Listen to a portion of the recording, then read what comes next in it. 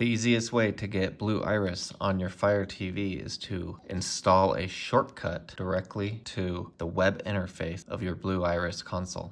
You can have it automatically log in, opens up, and pulls up all your cameras. All it's doing is loading the URL of your web interface. When you're on your main screen, just hold down the microphone button and do a search for the Silk browser. Silk browser. When that pulls up, you will see a bunch of icons.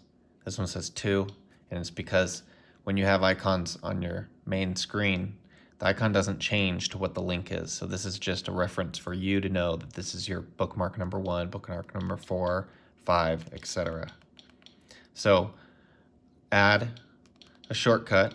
So I already did one, so I already used 1. So I'm gonna go find 2. Let's go. Bookmarker 2.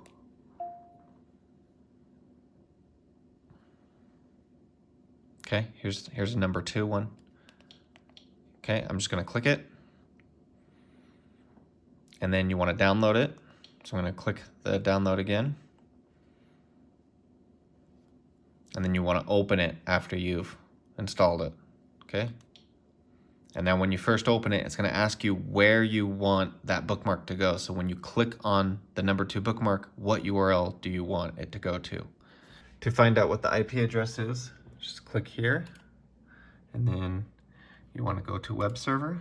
Make sure that your enable web servers on. You can adjust this to whatever you want. You're going to need this number. This is the URL you're going to enter into the Fire TV. And because you're accessing it on the same network, you can just use that address instead of your public address.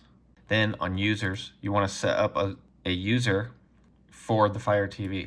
So that way you can keep track of separate logins. You want to pretty much give it normal access to everything. So then you take that address and you enter it in right here.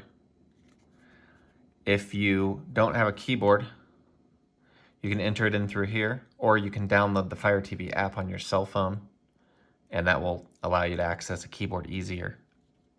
Otherwise, just type in the entire address, including the colon and the port number at the end. Then you're going to want to go down to the symbols, enter in the colon, and then you enter in that port number. Okay, and then once you enter in the URL, and you can test this on your phone. You should be able to access this just directly on your cell phone or your computer.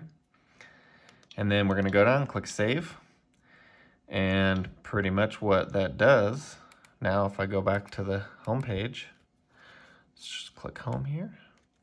Okay, so now I have a 2 and a 1. This was the one I made before. This is the new one I made. I'm just gonna go down to it, select it, and that opens up.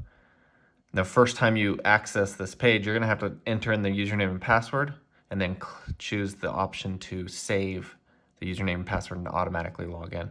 Now, anytime you click that link, it automatically opens up your cameras.